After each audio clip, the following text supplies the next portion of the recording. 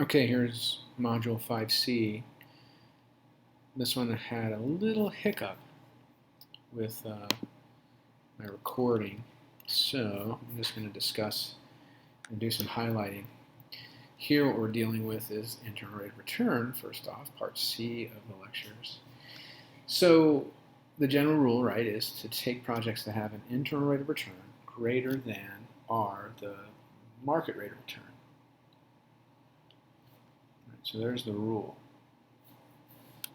Now in a one-period world, right, the NPV rule here would equal, it would give you the same decision, right, as the IRR rule. Now if you're in a multi-period world, the rules might give you conflicting results. What's the concept of IRR? It's calculated like yield to maturity in a bond. So basically it's the internal rate of return. It's the rate of return that you would have to kind of like plug into the net present value analysis to force the net present value to become a score of 0. So you can go back to that project that has 4 time periods. You got time period 0, right? Cash outflow at 5,000. Time period 1, 2, 3, 4. You have these particular cash flows. This is the same data as before. And we had a net present value of 2504. Now notice that the internal rate of return here is 30.97%. Now, if you have a nice, very smart calculator, you can get the internal rate of return. It might take a little bit of time because what's happening is the calculator is using an iterations process. In a spreadsheet, you can do a kind of a trial and error process. Okay. So here you have a 30.97% internal rate of return. That's, of course, greater than the 10% required rate. And so the IRR rule says, hey, accept the project. So in this case, the IRR rule and the NPV rule both are accepting. They'll do that, right? They'll both reject as well, but that's going to happen when the cash flows are normal, when they're normal. So what do we mean by normal is that, right, you have time period 0 cash flows that are negative, and then from time periods 1 and following, you'd have positive cash flows. So that's what we mean by normal flows, right? So we have that situation in this particular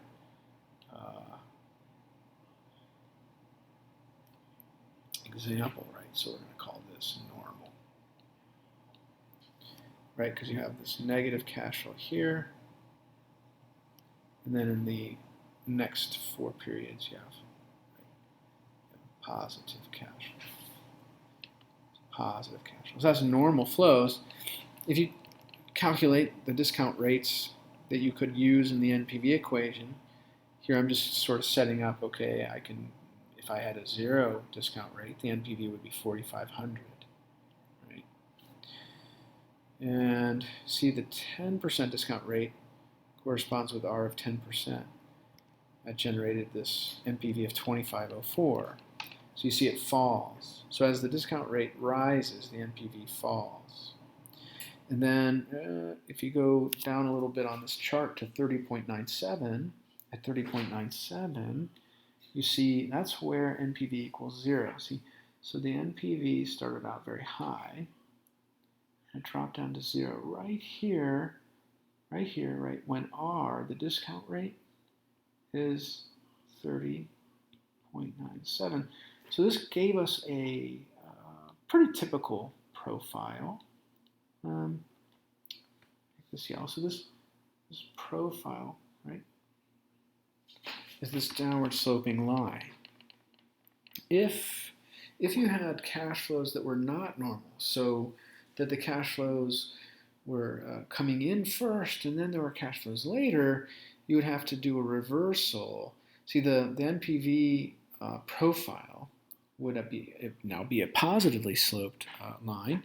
Okay, so you'd have to utilize the reversed ordering of the required rate of return compared now to the internal rate of return. So you'd accept a project if R is greater than the internal rate of return, right? So that can create a little bit of a tricky step that you got to be careful about, right? Now, furthermore, what if the cash flows are changing signs so that in some periods you have positive cash flows and other periods you have negative cash flows? Descartes has something called the rule of signs for the nth degree. So you have some nth degree, which is basically a polynomial expression. It'll generate for you n real roots that potentially exist. So that means that every sign change that happens, you're going to have a new internal rate of return. Okay. What about when you want to rank projects? Remember, you might have, you might be capital rationing, so you're going to have to rank projects, or maybe you just have the issue of projects are mutually exclusive, and you're going to get a conflict in your signals here, right? So project A and B are going to be evaluated, and the NPV rule generates, right, we would favor project B. It's adding more wealth, right? But only has an internal rate of return of 20%, right?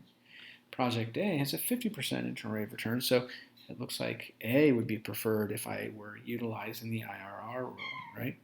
So if it's the case that we think we want more wealth, that's preferred to less wealth, then we definitely want project B. And what you see then, of course, is the net present value is preferred in such a case. So here's a little summary, right?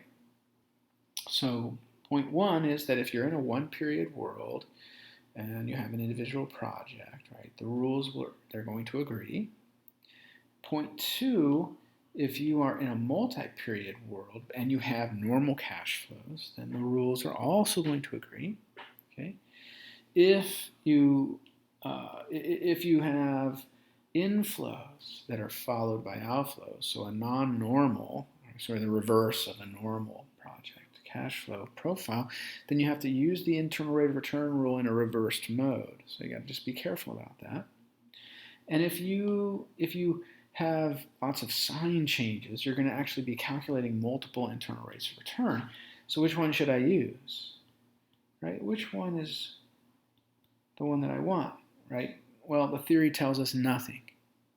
We have no guidance about which of the IRRs we should choose. Okay. And then, right, if you are in ranking mode because of mutual exclusivity or because of capital rationing, the net present value rule is the superior rule. Right? So what I'm going to do is shut this guy down and put it up on the internet. It's a nice short one. And the next thing I'll do is the below the line methods, which are the payback methodologies and the accounting rate of return. All right? So I'll be back.